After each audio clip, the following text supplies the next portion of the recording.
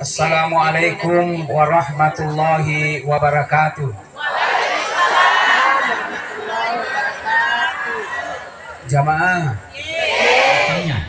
setiap kita selesai berwudu, baca dulu 2 kalimat syahadat, pemberian syahadat di sana, doanya wudu, baru bersyariat ambil bekas air wudunya di bawah sikunya, sapukan kedua matanya begini, lalu baca surah Al-Qadar, inna anzalnahu fi lailatul qadar, supaya mata ini tidak menjadi mata keranjang atau bermata nafsu terus menerus, tapi mata selalu melihat petugas alam gaib, selalu berpandang-pandangan dengan Allah Subhanahu wa taala, insyaallah.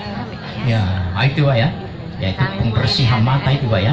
Jadi kalau mata kita semuanya ini bersih seperti itu, otomatis dikerumuni malaikat. Kalau banyak malaikat di dalam rumah, dalam kampung, otomatis segala maksiat tergusur sendiri Pak. Tergusur sendiri. Baik di zina, ahli judi, ahli riba, macam-macam, tergusur sendiri Pak. Tergusur sendiri. Ya, jemaah sekalian. Ya. Kemudian yang kedua, bagaimana cara membengkel, menservis diri kita agar selalu ya bersama dengan cahaya Allah Subhanahu wa taala. Setiap kita mendengarkan azan, apabila Bilal mengucapkan wa asyhadu anna Muhammadar Rasulullah, kecup ibu jarinya dua-duanya begini ya, dua-duanya begini. Lalu sapukan ya ibu jarinya ini, kukunya ini, kedua matanya kiri kanan. Apa yang dibaca di sana? Marhaban ya habibi wa qurrati aini Muhammad bin Abdullah sallallahu alaihi wasallam. Selamat datang cahaya Allah, cahaya malaikatnya, cahaya nabinya, cahaya rasulnya, cahaya walinya, cahaya bidadarinya, cahaya surganya masuk ke dalam cahaya kita, agar kita sebagian daripada cabang-cabang cahaya dari Allah apabila sudah bergabung dengan cahaya-cahaya itu tadi. Begitu caranya memanggil. Ya, jemaah sekalian. Lalu berikutnya lagi, kalau ada misalnya putra putri kita atau kita sendiri di sini malas beribadah, atau dengan kata lain tumpul otaknya belajar, atau ya insya Allah ada lagi nuklir gaib dari Allah Subhanahu wa taala, ya, agar segala macam kebodohan, kefakiran, kesialan, huru-hara di dalam diri kita, di dalam kampung kita tergusur sendiri Pak, akan hambar sendiri itu insya Allah. Bagaimana? Allah menawarkan di dalam surah Al-Hasyr, surah Al-Hasyr ayat 21 sampai 24 ya.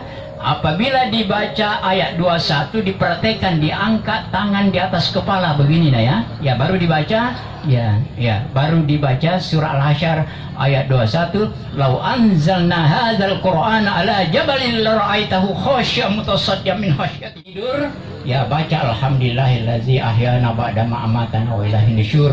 Puji bagi Allah yang telah mengembalikan rohku kepada tubuhku dan menyehatkan tubuhku dengan sehat permanen dunia akhirat. Nasul ema ya bahasa ugina maka dah ya sifat tuna Allah taala uliukam, sifat tuna Allah taala utokam. Abu ya, artinya kami bangun bersama dengan sifat hidupnya Allah, atau kami ya berbaring bersama dengan sifat hidupnya Allah Subhanahu wa taala, agar kita ini selalu bersama dengan Allah Subhanahu wa taala kapan dan di mana saja pun kita berada insyaallah. Jemaah sekalian, begitu ya. Jadi selawatnya tadi begini, Allahumma salli wa sallim ala ruhi Muhammad fil arwah, Allahumma salli wa sallim ala jasadi Muhammad fil ajsad, Allahumma salli wa sallim ala qabri Muhammad fil qubur, ablighna li sayyidina Muhammadin minna salam tahiyatan wa salama. Artinya ya Allah, beri selawat dan salam kepada rohnya Muhammad dari sekian banyak roh, beri selawat dan salam kepada jasadnya Muhammad dari sekian banyak jasad, beri selawat dan salam kepada kuburannya Muhammad SAW dari sekian banyak kubur. Ya Allah, sampaikan salam penghormatanku kepada Rasulullah Muhammad SAW tahiyatan wa salama. Insyaallah apabila selawat kita ini mengenai sasarannya, maka setiap kita tidur selalu datang Rasulullah SAW mengajari juga kita lewat mimpi atau secara tersirat. Selain kita umat dari Rasulullah, murid dari Rasulullah juga, karena kita selalu berguru Rasulullah lewat mimpi, murid dari Rasulullah. Selain dari murid Rasulullah, bersahabat dengan Rasulullah. Tidak boleh tidak apabila selalu bersama dengan salawat ini Pak. Memang di dunia ini karena Rasulullah sudah wafat, Ya, dunia persahabatan dengan sudah tertutup, tapi di akhirat Allah membuka sayembara. Siapa yang mau bersahabat dengan Rasulullah SAW, maka diseleksilah orangnya, yakni yang ahli selawat saja yang bisa bersahabat langsung Rasulullah di akhirat. Masya Allah.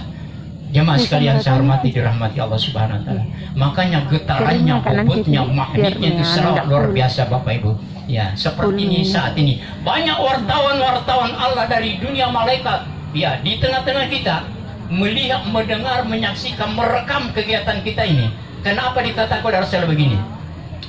Apabila hamba Allah, umat Rasulullah SAW berselawat, ya, maka ada wakil Allah saat itu, saat berselawat, merekam selawatnya. Lalu selawatnya ini diangkat ke tengah-tengah angkasa, digabungkan di sana dengan awan putih. Lalu awan putih Allah perintahkan turun di permukaan laut. Rasulullah SAW sempat saya tanya sebagai wartawan, karena saya perlihatkan tadi kartu wartawan yang diakui oleh PBB kepada beliau-beliau. Saya tanya, juru kunci makam Rasulullah, seorang waliullah sekaligus dosen tahfiz saya dan tafsir dulu ketika saya di Tanah Suci Mekah. Wahai sang waliullah, kenapa ini makam Rasulullah dengan makam sahabatnya berjauhan? Artinya makam Rasulullah berdiri sendiri, berpisah, sedangkan Abu Bakar dan Umar bergandengan di sana. Langsung dijawab, Allah sudah programkan, sudah sunnatullah, bahwa antara makam Rasulullah dengan makam sahabatnya, disitulah nantinya akan dikuburkan Nabi Isa alaihi salam. Ya, disitulah. Makanya ketika Rasulullah SAW lintas gaib, lewat alam gaib, ketemu Tuhan Allah yang Maha Gaib, ketika Rasulullah ber-KKN di surga, menjadi alumni langsung di hadapan Allah Subhanahu Wa Taala dalam peristiwa Isra Mi'rajnya, maka sempat beliau ketemu Nabi Isa di langit yang ketiga, sekaligus membaharui dua kalimat syahadahnya di sana. Jadi mutlak bahwa Nabi Isa akan turun suatu saat di permukaan bumi ini menjadi umat Rasulullah SAW dan mengikuti syariat-syariat Rasulullah SAW, insyaallah.